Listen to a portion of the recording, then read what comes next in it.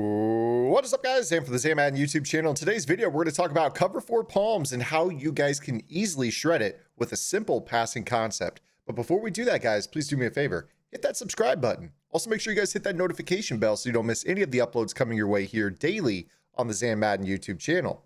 If you guys want to watch me play Madden 20 live, you guys can find me on my Twitch channel, twitch.tv/ZanMadden. The link is below in the description, and I do have exclusive subscriber-only content for my Twitch Prime and Tier 1 subscribers. My Tier 2 subscribers will receive my full Washington Redskins Hot Route Master offense on top of those sub-tips that go out each and every Friday. Okay, guys, without further ado, let's get into today's video.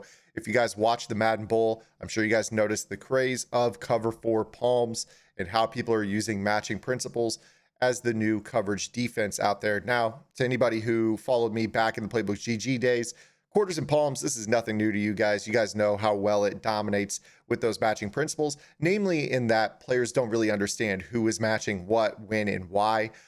Today's video is going to help you guys significantly against those types of players that don't fully comprehend how the coverage works.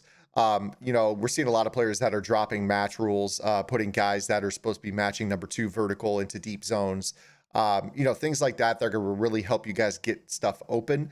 But today's video, we're just going to show you a simple 2x2 passing concept that does a number on the cover four palms. So I apologize to anybody out there that's enjoying running cover four palms right now, but this is just not a viable defense in Madden 20, simply because you can come out in any 2x2 set in the game, 2x2 meaning 2 receivers to the left, 2 receivers to the right, and absolutely decimate it. So we're going to show you here, you don't need any specific route kims, you don't need a hot route master, you could do this completely with regular hot routes. So for those of you that always stay on me about slot apprentices or hot route masters or tight end apprentices and how you don't have them, this is the video for you.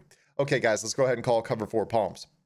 Now, what we're going to do here is we're going to show you the concept that really shreds this coverage, and that is sending your number 1 receivers on both sides on slants. Those are your outside receivers. And you're going to send your number 2 receivers on each side on streaks. It is that simple. Madden cannot handle this route combination. There's a lot of weird passing off. You're going to see just some weird match principles on this play. So as you take a look here at this, just watch how basically everything gets completely messed up. Both your slants are basically open on this play. And I can't really figure out why. My guess is that you've got some really late matching principles where just in general, the way this coverage is played is it's designed to play quarters unless number 2 goes to the flat. Number 2 is the inside, the second receiver numbering from outside to inside.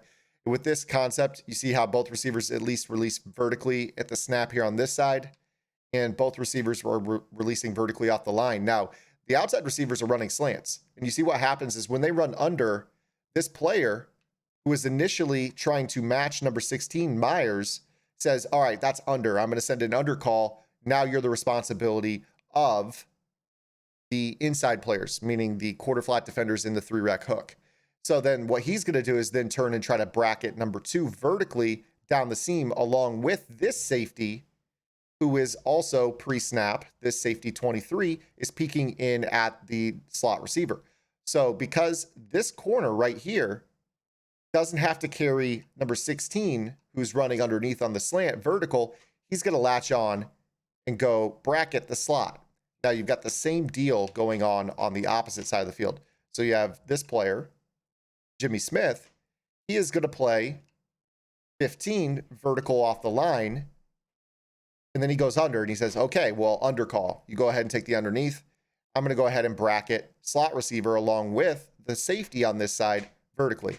And then what you get with this play is some really weird matching principles. Now, this guy gets passed off pretty well. You see how he's basically open right here at this point, but then he's going to go to the 3-rec hook, who's going to kind of shade underneath of it. And then the 3-rec hook is going to pass him off to number 44 in the white. As you see right here, number 44 in the white is going to go ahead and pick up this slant as he crosses the field.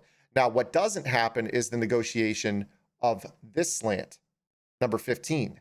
So number 15 runs his slant under call.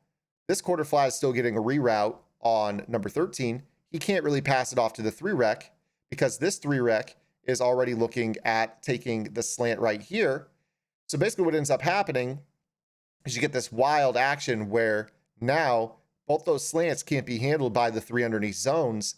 And then to make things even worse, this guy late in the play is going to peel back and take his slant, who's already run all the way across the field, and he's trying to match him all the way to the other side. So you see how 24 is trying to guard 16 late in this play. And you have the same thing going on right here. So basically what I'm saying is if you run a 2x2 with slants on the outside and streaks on the inside, they are going to play some really funky rules right here where they're like, okay, bracket, and then never mind, let me go get my original guy, go chase him across the field. Well, guess what? He's wide open at that point. So basically they're turning these slants from the number 1 slot loose to the wide side of the field. I'll go ahead and show it to you again here. Very, very simple. This is how you're going to deal with palms when you see it. So watch, you see how they get the weird matching, and then, you know, you just got that route just wide open as it crosses the field. So anybody who runs palms against you is going to have a really hard time dealing with this.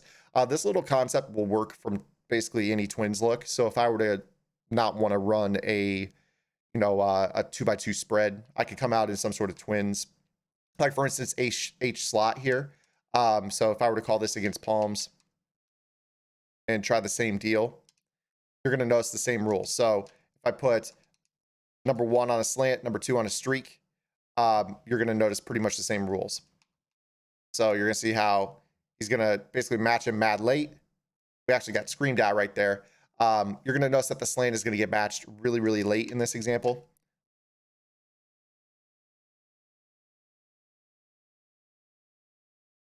You see how that slant gets open? Nobody really looking for him in that palm. So, I mean, and that's with 2 deep zones on the opposite side of the field just kind of sitting there staring at it. I mean, that's how good this route combination is against palms. All you just need is an outside slant and an inside streak. And you're going to notice that they're just going to get wide open because it doesn't negotiate the match at all. It's not very good. Now, the reason I'm doing this video isn't to show you how broken palms is. I'm doing this because you're going to see a ton of palms moving forward. Pretty much everyone, from what I can tell, is starting to adopt cover 4 palms into their coverage because of how well it defended the shotgun sets in the Madden Bowl. So this is something that I want to make sure you guys were aware of. If you guys have any questions, comments, concerns, or complaints, you guys know where to drop them below. And we'll see you guys tomorrow with our next upload. Until then, this is Zan. Get in the lab and good luck.